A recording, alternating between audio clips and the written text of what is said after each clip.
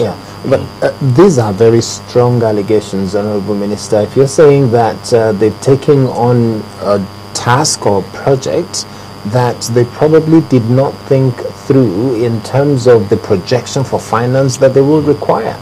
Well, I wouldn't quite say that they didn't think through, but they borrowed more money, much more money than they were supposed to borrow. So some of them are overstretched. Some of them are overstretched. So the issues of expansion that we have thought, some of them are robust and will get there. I can assure you that many of them in the next couple of months will be doing a lot better. We hope that once we give them all that they need with regard to the supply of gas, that so many of the turbines will be doing a lot better. You know, an issue where you are cut down to 40%, 30% of your capacity because of lack of supply of gas. But once these pipelines are fully mobilized, that should be taken care of. What do we say to the committee that worked through day and night, as we heard, to do the unbundling? What do we say to them when we begin to now see this situation where we have companies that don't have enough fund to now do basic repairs within the infrastructure that they've spent billions of naira to procure? You know, the committee did a marvelous job.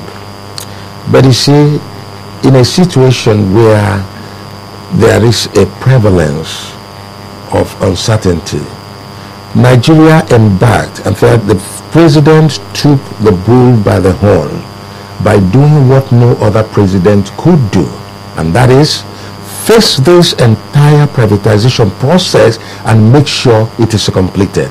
Yes, that is number one. Again, the prices for which they purchase this, you cannot say it's really the real cost price. They will have to actually come down on the prices so that they will thrive. But what we didn't foresee was that there will be a huge debt profile hanging on their necks. So many of them.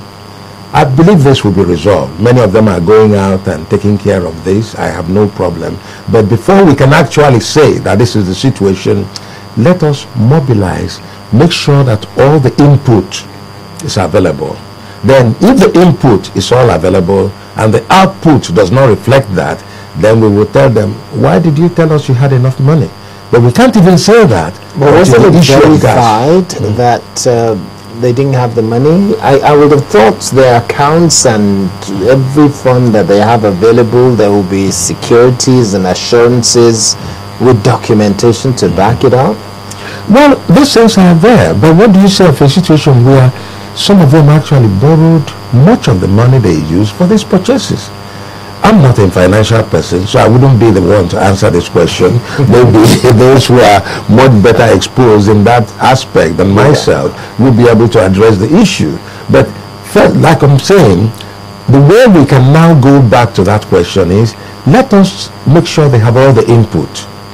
And the major input, the significant input now is gas.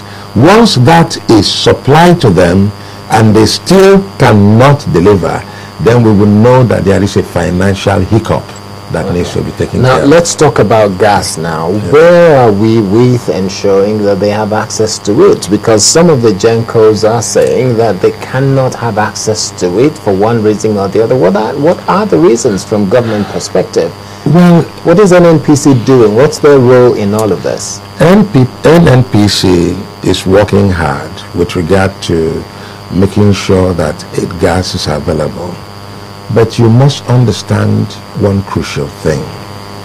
The cost of gas in Nigeria, local cost of gas to power, is quite low. It's not competitive. So it is a disincentive to those gas producers. But be that as it may, the greatest problem to gas supply for the available turbines now is vandalism. It's not by design, it's not by default, in design or preparation, but it's vandalism. That is being addressed now.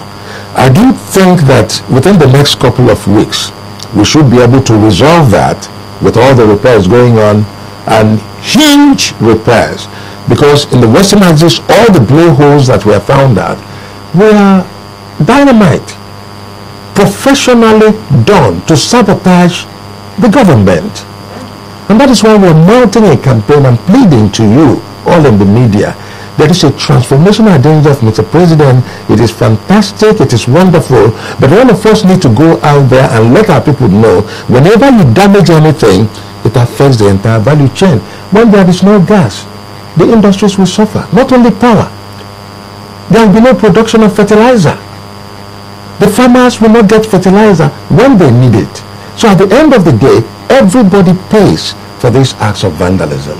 Hopefully, with all the repairs going on now, within the next 3 weeks, so to say, there will be a significant difference. A final question so that we can wrap up now. Some of the GENCOs that spoke with us, albeit anonymously, they're saying that Ministry of Petroleum, NNPC, they're not as cooperative in terms of giving access to gas, because they're saying that they are willing to go get the gas themselves and start tracking NNPC and Ministry of Aviation and Ministry of Petroleum. How true is it? I wouldn't think so, because my colleague in the Ministry of Petroleum is quite cooperative. We are working together. This entire thing is a huge problem. When the NIPP projects were conceived, nobody was thinking about the extent of gas that is needed. It takes time to develop the gas.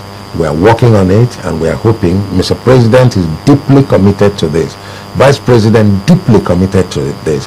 The next PACP, Presidential Action Committee on Power, is all going to be on gas. That shows you how seriously Mr. President says this.